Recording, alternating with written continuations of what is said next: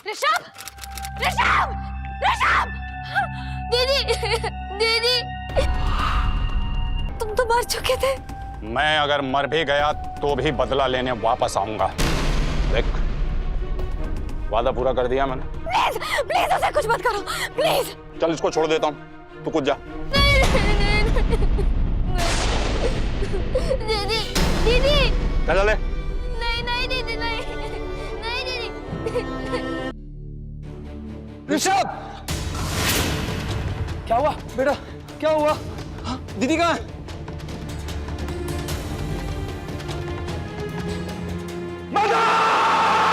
नमस्कार, मैं पूजा गौर और मैं सुशांत सिंह आज की सावधान इंडिया महामूवी में आप सभी का स्वागत करते हैं।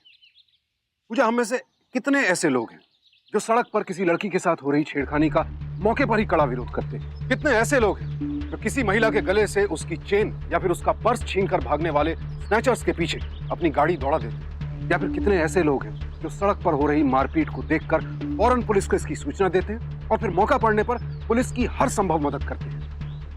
ये सवाल जितना सरल है उतना ही तीखा भी है।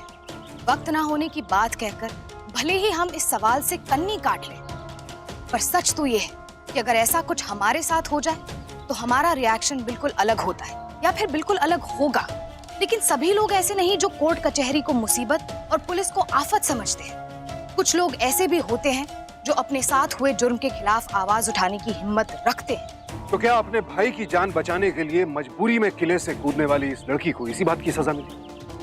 क्या मजबूरी में मौत की छलांग लगाने वाली इस लड़की को जुर्म के खिलाफ आवाज उठाने की यह सजा मिली?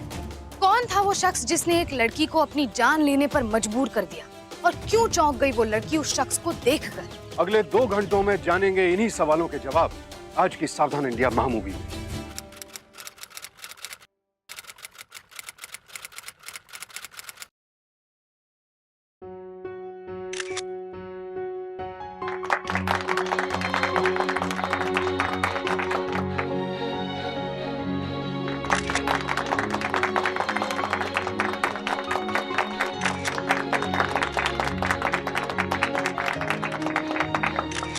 ईश्वर तुम्हें हमेशा खुश रखे। तुम दोनों की जिंदगी में कभी कोई परेशानी ना आए। खुश रहो बेटा।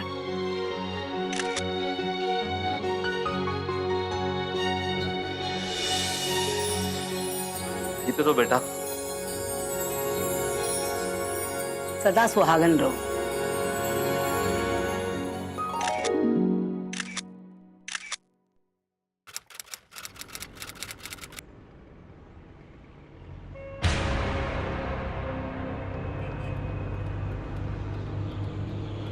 Auto, auto.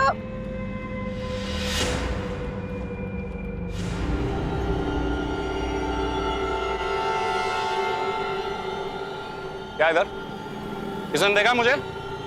देख भी लिया हो तो ध्यान रखना, मेरा चेहरा ना याद रहे किसी को। हाँ भैया, देखा खून होते हुए? ये औरत को मैंने नहीं मारा, याद मत रख लेना मेरा चेहरा। दिनेश भाट, आम लोगों को लूटकर उन्हें जान से मार देने वाला एक खूंखार अपराधी। कि दिनेश जैसे अपराधी सरेआम अपना तांडव मचाते हैं। जरा सोचिए, अगर तमाशबीन बनी भीड़ उस औरत की मदद के लिए आगे आई होती तो नजारा क्या होता। लेकिन अफसोस, न तो वहां मौजूद भीड़ ने मौके पर एकजुट होकर अपराधी को सबक सिखाया, न ही किसी ने उसके बाद। ऐसी वारदातों के बाद हम अक्सर अपने काम में मसरूफ हो जाते हैं और पुलिस की मदद करने से कतराते हैं। हम सब यही सोचते हैं कि गवाह बनकर कौन कोर्ट कचहरी के चक्कर में फंसे, ऊपर से जान का खतरा। नतीजा, दिनेश भाट जैसे अपराधी खुलेआम घूमते हैं इस यकीन के साथ कि कोई भी कभी भी उनके खिलाफ गवाही नहीं देगा। पक्की खबर है ना, अभी आएगा वो? हाँ पहलवान, मैं देख के आऊं क्या? नहीं, रुक रुक, आता ही होगा।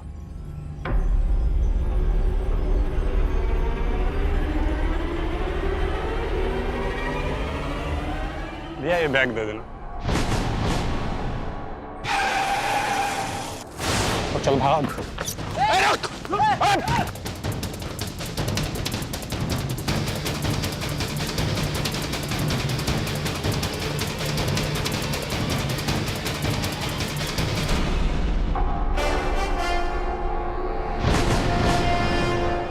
दबा दे गला, मार दे मुझे।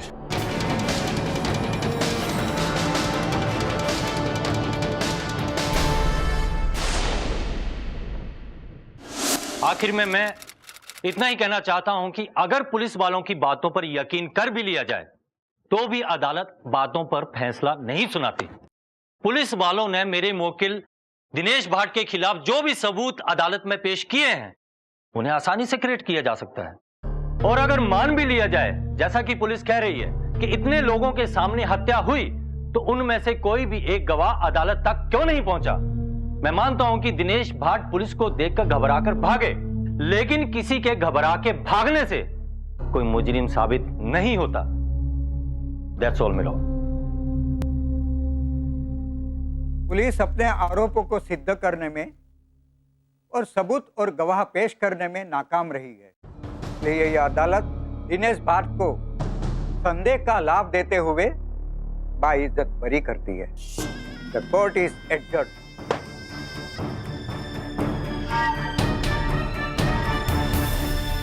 जहां एक तरफ हमारी पुलिस अपराधों को कम करने का दम भरती है, वहीं दूसरी तरफ आज भावना देसाई मर्डर केस में यही पुलिस अदालत में एक भी गवाह पेश नहीं कर पाई, जिसकी वजह से 86 लूट और 6 हत्याएं करने वाला दिनेश भाट हर बार की तरह अदालत से बरी होकर खुलेआम घूम रहा है। अब इसे पुलिस की नाकामयाबी कहे या लोगों के दिल में दिनेश भाट के खिलाफ बैठा हुआ डर, जिसकी वजह से कोई भी अदालत में आकर उसके खिलाफ गवाही देना ही नहीं चाहता, और इसीलिए दिनेश भाट जैसे आदतन अपराधी आसानी से छूट जाते हैं।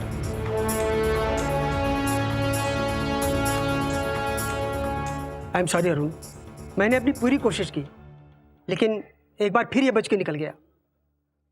और मैं पर्सनली भी यही चाहता हूं कि ऐसे लोगों को सलाखों के पीछे होना चाहिए या फांसी के फंदे पर। तुम इसके खिलाफ सिर्फ एक गवाह ला दो, मैं वादा करता हूं अरुण, दिनेश भाट को फांसी के फंदे से फिर कोई नहीं बचा पाएगा।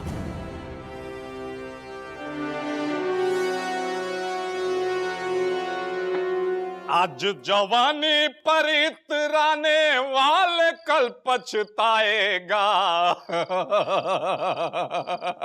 चेहरा देखा था डुल्ले का, एकदम सूखे हुए छुहारे जैसा हो गया था।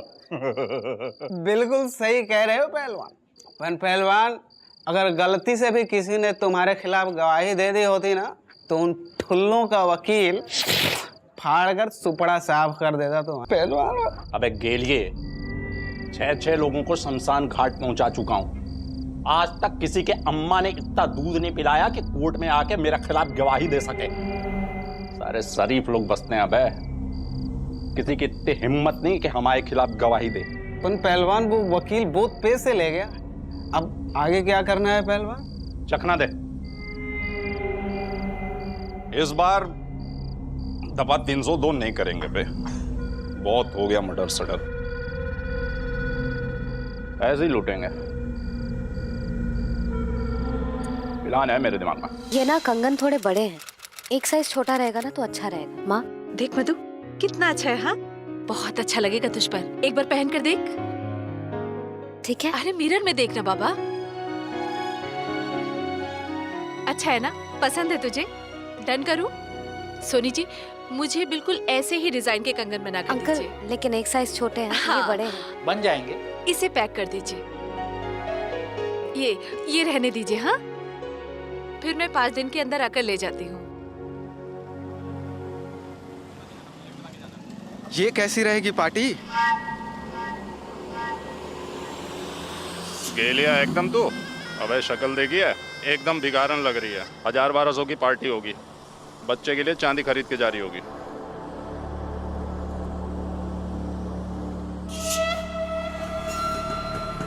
इसे कहते हैं माल। जवान छोरी है, माँ के साथ जा रही है, मतलब जल्दी इसके हाथ पीले होने वाले हैं। घर में टोकरा भर के माल होगा। बाइक निकाल, पीछा कर, चल चल चल।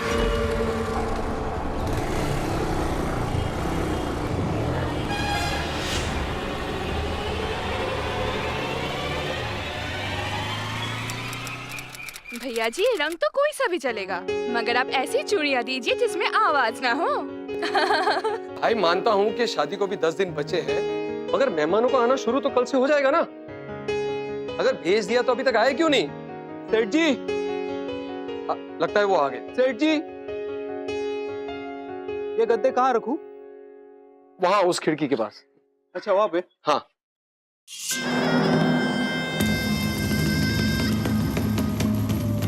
तुम कौन हो भाई? घर का ही आदमी हूँ। घर के आदमी हो?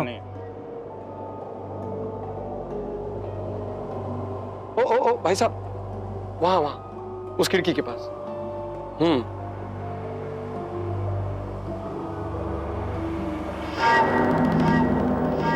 हाँ, गद्दे तो आ गए। कुर्सियां कब तक आ जाएंगी? शाम तक? ठीक है, जल्दी। हाँ,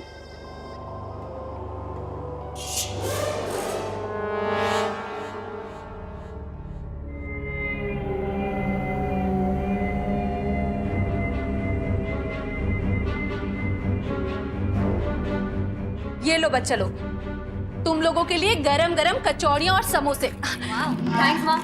मधु, याद से आज शाम को मंदिर चले जाना, वरना हल्दी लगने के बाद तेरा घर से जाना बंद हो जाएगा। हाँ ठीक है। कैसी है लता तू? बिल्कुल अच्छी आंटी। हाँ बोलिए। वो भाभी से बात हुई क्या? आज नहीं आ रही, कल आ रही है। मैंने फोन पे बात किया उनसे। हाँ? चलो कल ही से। अच्छा सुनिए, आपने मिठाई वाले से बात किया क्या? नहीं, वो मैं शाम को चला जाऊंगा। और ऐसा करना, तुम भी साथ में चली आना। अरे बाबा, मैं कैसे जाऊंगी? इतना काम है घर में, मैं चली जाऊंगी तो करेगा कौन? हाँ, आप प्लीज चले जाइएगा अकेले। हाँ चलो ठीक है, जैसे तुम कहो। अच्छा भैया, चूड़ियाँ अच्छी है ना? मधु, कौन कौन सी पसंद आई तुझे? माँ, मुझे ये वाली अच्छी लगी है, एक ये और एक और। अरे सुनती हो, वो लिस्ट कहाँ रखी है? अरे लाई। हाँ मधु, जो जो पसंद आए रख लेना। आ रही हूँ बाबा। भैया जी, मुझे ना ये वाली चूड़ियाँ और इसमें ना और चूड़ियाँ चाहिए। हाँ,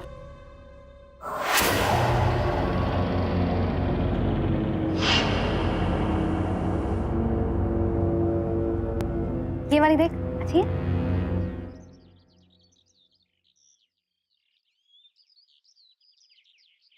पहलवान, मैं कह रहा था कि अगर शाम के बजाय ये काम रात में सलटाते तो ज्यादा अच्छा नहीं रहता?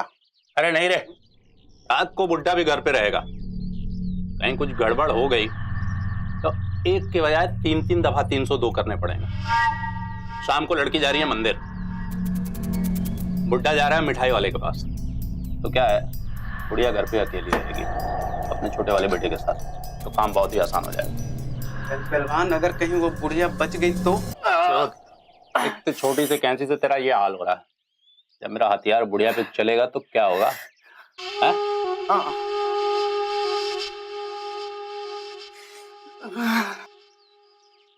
वो बनाना कहाँ सीखा तूने? बचपन से बना रही है वो पहलवान, ज्यादा सीख हो गई। लुगाइयों वाली हरकत सीख ले तू, तभी कैंची से चिल्ला रही है। अबे 2-4 खून कर, मर्द बन मर्द। लिस्ट रेडी हो गई? हाँ जी, वैसे तो मैंने सब कुछ लिख दिया है, लेकिन कुणाल के कनाडा वाले अंकल है ना, उनको इंदौर की सेव और सराफा की रबड़ी, यही 2 चीज पसंद है। प्लीज इसे लाना मत भूलना। हाँ पापा, मैं भी चलूंगा। बेटा, अगर तुम चलोगे तो फिर मम्मी अकेली हो जाएगी। पापा प्लीज। अरे नहीं ना, ले जाइए इसे। वैसे भी अभी मधु मंदिर से आ ही जाएगी। थैंक्स पापा। बाय बेटा। बाय।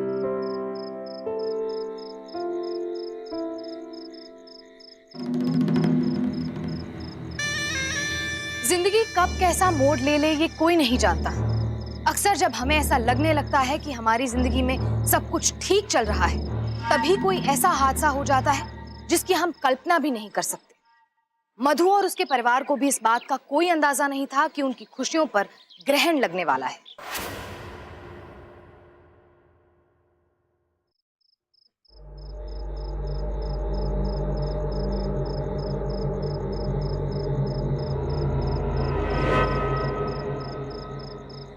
कौन है?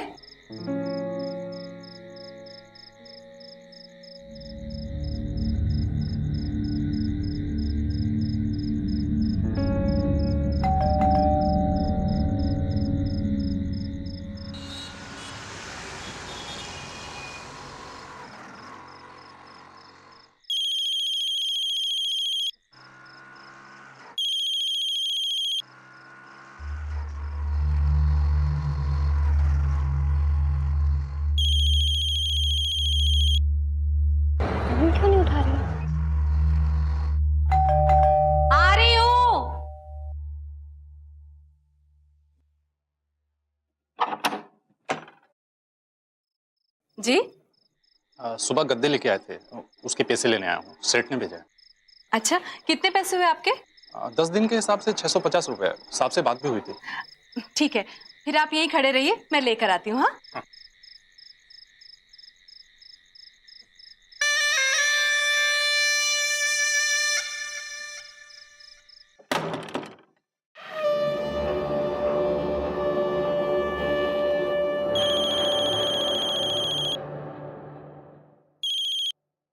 हाँ मधु बोल। माँ मैं कब से फोन कर रही हूँ, फोन क्यों नहीं उठा रही हो? अरे वो बेटा दरवाजे पर थी, वो गद्दे वाला आया ना पैसे लेने के लिए, बस उसी से बात कर रही थी। तू बता।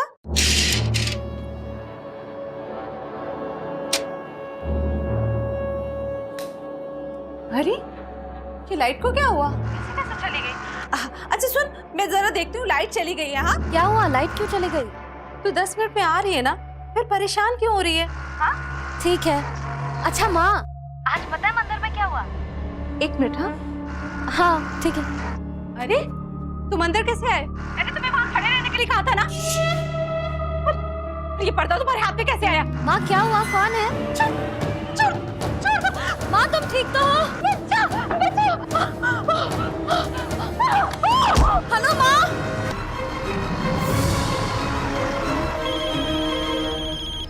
हेलो मधु। हेलो हेलो पापा। पापा प्लीज घर जल्दी पहुँचे। क्या हुआ बेटा? कुछ बताओ तो। पापा अभी मेरी माँ से बात हो रही थी, वो कह रही थी कोई गद्दे वाला आया है पैसे लेने, और अचानक से माँ के चिल्लाने की आवाज आई। और अरे गद्दे वाले का तो मैंने एडवांस पेमेंट कर दिया है। मैं पहुंचा। हाँ पापा प्लीज। ऑटो। भैया प्लीज जल्दी चलाइए।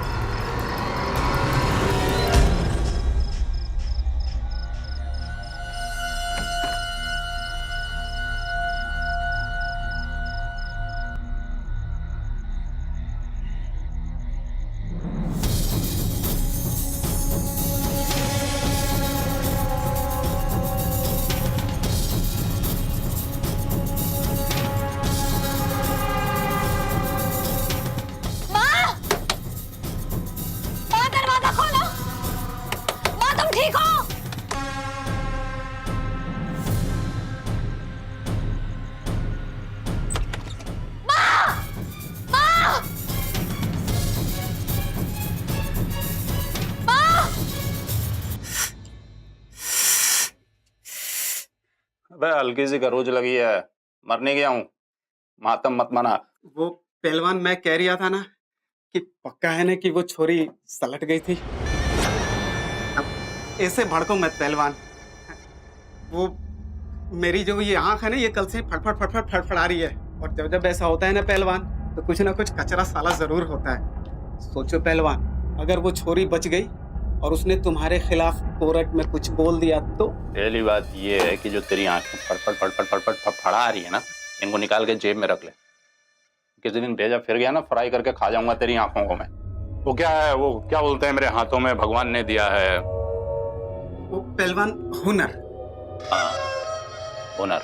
तो भगवान ने मेरे हाथों में ऐसा हुनर दिया है कि एक बार मैं सुअर को भी मार दूं ना तो वो भी नहीं बचे। तो लड़की की क्या औकात है, और मान ले वो बच भी गई तो अपनी माँ की लाश देखने के बाद उसकी आंखों में इतनी हिम्मत नहीं रहेगी कि मुझे पहचान सके। समझा?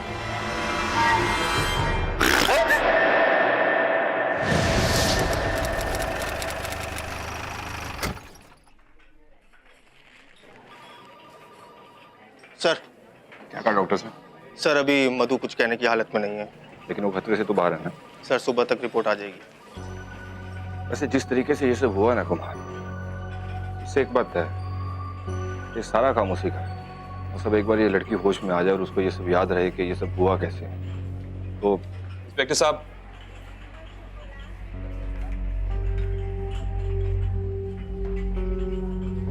मुझे नहीं लगता कि होश में आने के बाद भी मधु उन बातों को याद रख पाएगी। आप कौन? सर ये मिस्टर कुणाल है, मधु जी के मंगेतर। देखिए मिस्टर कुणाल, मैं आपकी फीलिंग समझता हूँ, लेकिन मैं इतना जरूर जानता हूँ कि जब भी लोग ऐसी बातें छुपाने की गलती करते हैं तो उसकी सजा इसी तरह दूसरे लोगों को भुगतनी पड़ती है। खैर, तो जो कोई भी है पकड़ा जरूर जाएगा। कुमार सर, जैसे मधु जी को होश आए मुझे इन्फॉर्म करो। Right sir.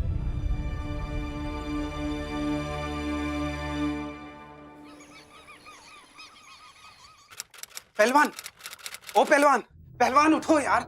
अरे किसकी अम्मा किसके साथ भाग गई जो मुझे उठा रहा है तू? अरे पहलवान, किसी की अम्मा किसी के साथ नहीं भागी, अब अपने भागने का टेम आ गया है। ये देखो क्या है पेपर में। डकैती की शिकार मधुमिता की हालत अभी भी गंभीर बनी हुई है, जबकि पुलिस का कहना है कि मधुमिता के होश में आते ही हत्यारे के बारे में महत्वपूर्ण जानकारी मिलेगी। तो गजब हो गया यार, इतना मार खाने के बाद भी वो लड़की बच गई। मर्दन काटना है, दोबारा मेहनत करनी पड़ेगी यार।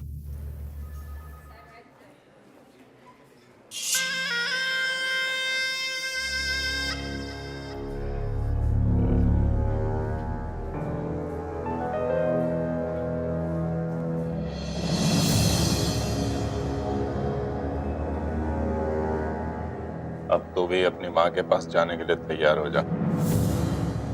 ए रुक, कहाँ घुसा जा रहा है? वो डॉक्टर के पास जा रहा हूँ। डॉक्टर का कैबिन तो उधर है।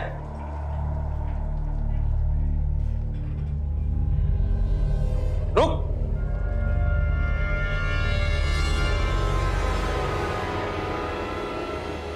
ये मुंह पे रुमाल क्यों बांधा है? वो थोड़ी हो गई है, यही तो डॉक्टर को दिखाना है मुझे। अच्छा ठीक है, जाओ।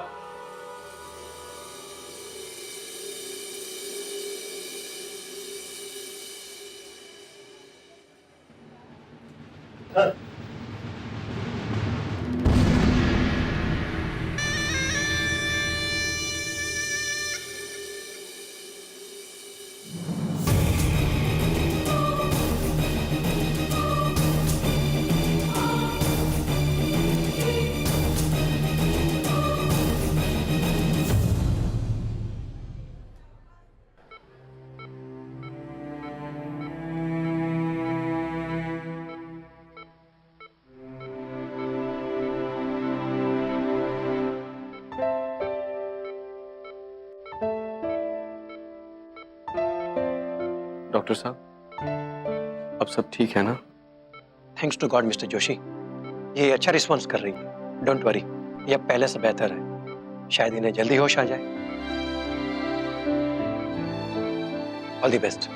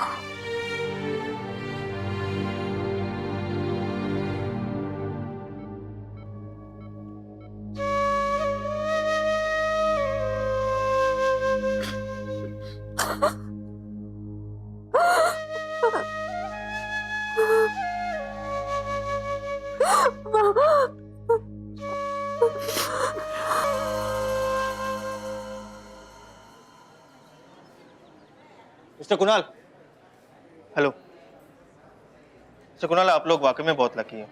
मैं अभी अभी मधु जी से मिल के आ रहा हूँ, पहले से काफ़ी बेहतर है वो। अरुण सर भी आते ही होंगे अभी। एक बार वो आ जाएं तो हम मधु जी के बयान लेने की कोशिश करेंगे, और एक बार उन्होंने कोर्ट में गवाही दे दी और उसे पहचान लिया तो फिर उसे फांसी से कोई नहीं बचा सकता। फिलहाल तो उन्हें इन दवाइयों की ज्यादा जरूरत है। Thank you sir. सर अभी अभी मधु जी से मिल के आ रहा हूँ मैं। कैसी हो? पहले से बेहतर है। मधु, मेरी बात समझने की कोशिश करो। वो बड़ा हत्यारा है, आज तक उसके खिलाफ किसी ने भी गवाही देने की हिम्मत तक नहीं की। मधु, मम्मी के जाने का दुख मुझे भी है, लेकिन इस वक्त मेरे लिए तुम्हारी जान की सलामती ज्यादा जरूरी है। वो कभी भी कुछ भी कर सकता है मधु, कुछ भी। अभी थोड़ी देर में पुलिस आने वाली है, पर प्लीज तुम कोई गवाही मत देना। तुम समझ रही हो ना मैं क्या कह रहा हूं? समझ तो रही हूँ, पर कुणाल, अगर मैंने गवाही नहीं दी ना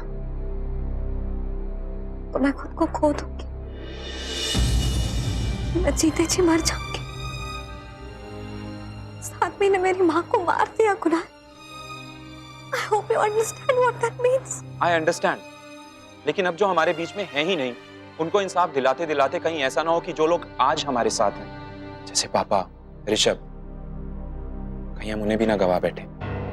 और कुणाल, मधु बेटा, मुझे भी लगता है कि कुणाल सही बोल रहा है। पापा वो सही नहीं कह रहा है। अगर आज मैं पीछे हट गई तो कल वो किसी और को निशाना बना लेगा। दूसरों से मुझे कुछ नहीं लेना है मधु। I'm just worried about you. और इस बात की क्या गारंटी है कुणाल कि वो फिर से हम पर हमला नहीं करेगा? कुणाल, आई एम सॉरी, लेकिन अगर मैंने सच नहीं कहा ना तो ऐसे भी नहीं जी पाओगे। मधु तुम मेरी बात। मधु जी। इंस्पेक्टर साहब, मैंने उस आदमी को अपनी आंखों से देखा है और आपको जब भी जरूरत पड़े मैं गवाही देने के लिए तैयार हूं।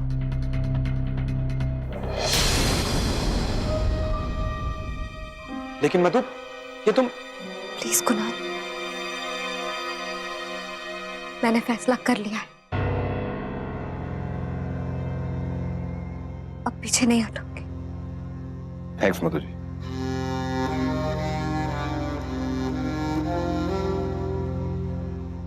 ठीक है, जैसी तुम्हारी मर्जी। मुझे कुछ दिनों के लिए बाहर जाना है, मैं यहाँ नहीं आ पाऊंगा। कुणाल बेटा सुनो तो। उसे जाने दीजिए पापा। यही आम रवैया होता है हमारा अपराध के प्रति। जुर्म को मुंहतोड़ जवाब देने के बजाय हम उससे मिले दर्द को दिल में दबा लेना चाहते हैं। उस दर्द की टीस जिंदगी भर सहना हमें मंजूर है, लेकिन एक बार हिम्मत जुटाकर अपराधी को सजा दिलवाना मंजूर नहीं। आखिर क्यों? इस सवाल पर संजीदगी से विचार करना बेहद जरूरी है, क्योंकि अगर ये सवाल उन आम लोगों को पहले झकझोरता जिन्होंने दिनेश की दहशत से अपनी जुबान बंद रखी, तो शायद आज मधु और उसके परिवार की जिंदगी में खुशियों की जगह मातम का तूफान नहीं आता। लेकिन मधु को चुप रहना मंजूर नहीं था। मधु ने दिनेश के खिलाफ गवाही देने का फैसला किया। याद रखिए, ये हम सबकी नैतिक जिम्मेदारी है कि हम जब भी अपने सामने कोई अपराध होता हुआ देखें, उसके खिलाफ आवाज उठाएं, अदालत में जाकर गवाही दें। क्योंकि जरा सोचिए, अगर हम नहीं करेंगे तो कौन करेगा? और अगर हम नहीं करेंगे तो मुमकिन है कि किसी दिन हम भी दिनेश जैसे किसी अपराधी का शिकार हो जाए।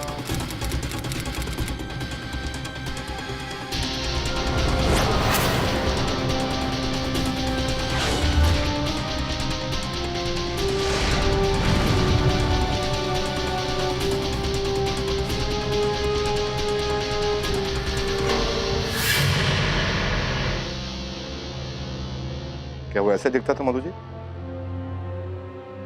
जी जी इंस्पेक्टर, ये वही है। कुमार सर, मेरा शक एकदम सही निकला। दिनेश भाट, अब देखता हूं तुझे कौन सा वकील बचाता है। कुमार सर, शहर का हर मोहल्ला, हर गली, हर होटल, हर लॉज बराबर से चेक करो सर, और अपने सारे खबरी को बोल दो उनकी औकात से ज्यादा रकम मिलेगी। Right sir. बस एक बार मुझे इस आदमी के बारे में पता लग गया जिसे मैं देखता हूँ। और हाँ, हो सकता है दिनेश शहर से भागने की कोशिश करे, इससे कुमार अपने साथ एक टीम लेके जाओ और शहर से बाहर जाने वाले सारे रास्तों को ब्लॉक कर दो। जी सर। कुमार सर, ये दिनेश अपने शिकार की हर एक चीज को लूट लेता है और चोरी किया वो सामान ये कहीं तो बेचता होगा। बिल्कुल सर। इसलिए शहर में जितनी भी दुकानें हैं जहाँ पे चोरी का सामान खरीदा या बेचा जाता है, वहां से बराबर पूछताछ करो। Right sir.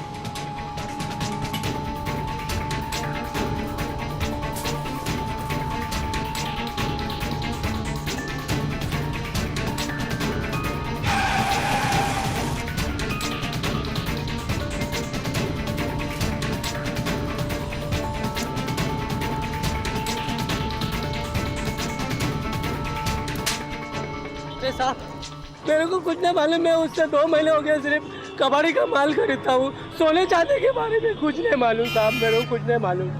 अभी कहाँ है वो, सच सच बता दे, नहीं तो साले तब तक जेल में सड़ेगा तब तक तेरे बाल सफेद नहीं हो जाएंगे। अभी कहाँ है वो बता। ओ परदेशीपुरा, गली नंबर 4 है।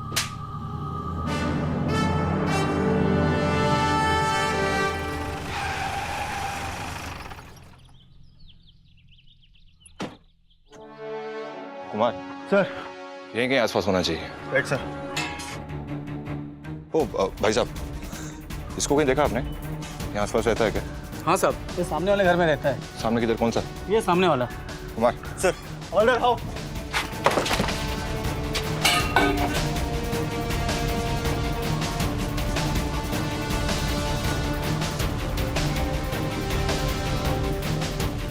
सर, ये कोई बार के 3-4 बेल्स हैं। Kumar, let's go. मिस्टर। हाँ साहब। इसे देखा कहीं? हाँ साहब, ये अक्सर बार में आते जाते रहता था। और साहब इसको मैंने परसों ही देखा साहब, ये बार में आया था। यहाँ आसपास कोई सुनार की दुकान है क्या? जी साहब, यहाँ पर है सोनार की दुकान साहब। यहाँ से आप बाहर जाओगे लेफ्ट साइड पे साहब। साहब यही आ रहे वो जो बेच के गए थे साहब, पैसा बाकी रख के गए, शाम में बोला था 5 बजे आएगा लेकिन। पक्का? हाँ साहब पक्का। आखिरी बार तेरी बात कब हुई थी उससे? साहब परसों सुबह हुई थी साहब। नंबर बोल। नंबर 1 मिनट साहब देता हूँ। साहब 1 मिनट, ये नहीं नंबर सही है? हाँ सब नंबर सही।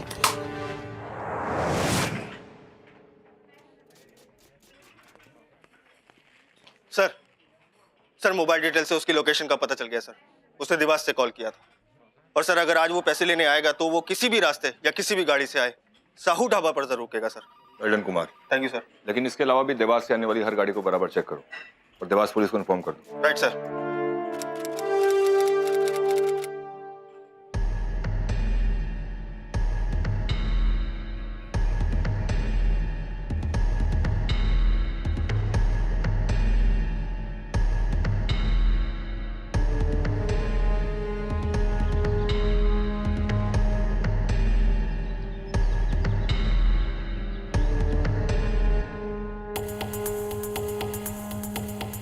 चाचा खाने में क्या लगाऊं? दाल रोटी लगा दे। हाँ, चेहरा नहीं दिखाओगे? हाँ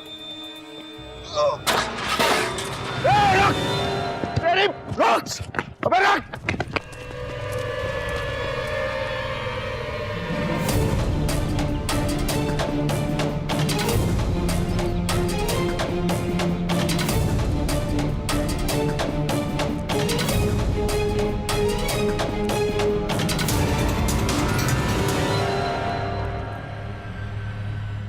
यहीं कहीं छुपा होगा साला।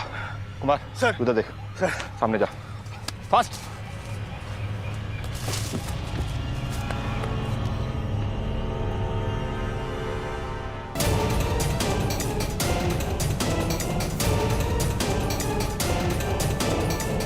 अब अगर हिला तो 6 की 6 उतार दूंगा। क्या कर लेगा पकड़ के? फिर छोड़ जाऊंगा मैं। तो तुझे तेरे फरिश्ते भी नहीं बचा पाएंगे। बहुत हंसते हैं तुम। हंस! हाँ बस। दिनेश भाट का पकड़ा जाना पुलिस के लिए एक बड़ी कामयाबी थी। वहीं दूसरी तरफ दिनेश इस बात को लेकर पूरी तरह से आश्वस्त था कि बुरी तरह से डरी हुई मधु उसके खिलाफ गवाही देने की हिम्मत नहीं करेगी। इंस्पेक्टर अरुण दिनेश को फास्ट ट्रैक कोर्ट में पेश करने की पूरी तैयारी में थे और अब वो समय आ चुका था जब मधु की गवाही ही इस केस के भविष्य को तय करने वाली थी। बेटा, जो हो गया है हमें उसके साथ जीना सीखना पड़ेगा। जिंदगी किसी के लिए रुकती नहीं। खुशी की बात यह है कि वो हत्यारा पकड़ा गया है।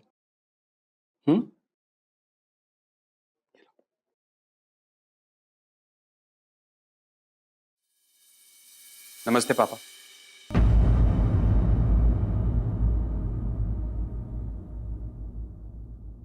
मधु, क्या मैं अंदर आ सकता हूं?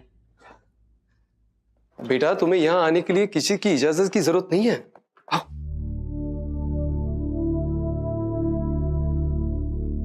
मधु, मुझे तुमसे कुछ बात करनी है। ऋषभ, चलो। नहीं पापा, आप सब लोग यहीं रुकिए। एक्चुअली मैं यहाँ आप सबसे माफी मांगने आया हूँ।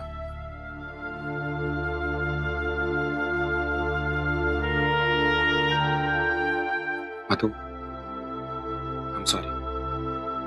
मैं तुम्हें आगे बढ़ने से इसलिए रोक रहा था क्योंकि मैं तुम्हें खोना नहीं चाहता था। इतने दिनों में मैंने रियलाइज किया कि मैं गलत था और तुम सही।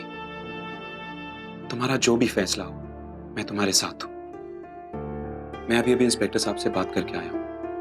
उन्होंने मुझे बताया है कि इस महीने की 15 तारीख को केस की सुनवाई है। मैं तुम्हारे साथ चलूंगा। मधु, हमें उसे फांसी दिलवानी है। मिलोड, बहुत अजीब बात है कि शहर में कहीं भी कुछ होता है तो ना जाने पुलिस वालों को क्या दुश्मनी है कि वो मेरे मुवक्किल दिनेश भाट को यहां खड़ा कर देते हैं। शायद इसलिए कि वो गरीब है, या फिर इसलिए कि पुलिस वाले असली अपराधियों के पास पहुंच नहीं पाते हैं। हर बार पुलिस वाले दिनेश भाट को अपना शिकार बनाते हैं। वैसे तो पुलिस के पास कोई गवाह होते नहीं, और अगर होते भी हैं तो वो यहां आके मुकर जाते हैं।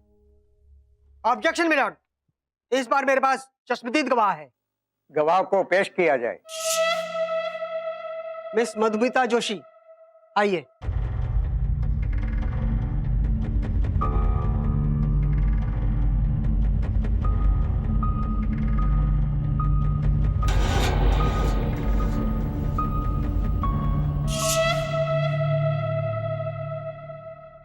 मधुमिता जोशी, ये जो आदमी कटघरे में खड़ा है, इससे पहले आपने इसे कहीं देखा है?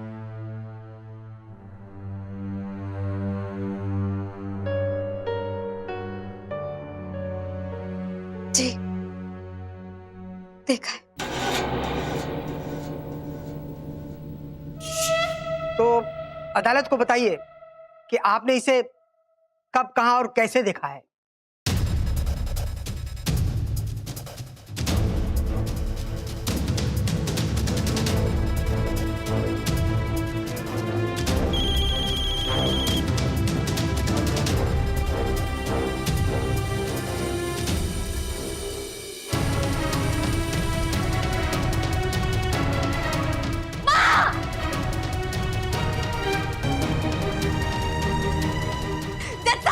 मेरी माँ को मारा है, इसने मेरी माँ को मार डाला और मैं कुछ नहीं छोड़ा। मैं कुछ नहीं कर पाई। सारे सबूतों, हत्या में इस्तेमाल की गए हथियार की बरामदी और मधु की चश्मदीद गवाही की बिना पे यह अदालत दिनेश भाट वल्द सुरेश भाट को दफा 302 के तहत फांसी की सजा सुनाती है, to be hang till death.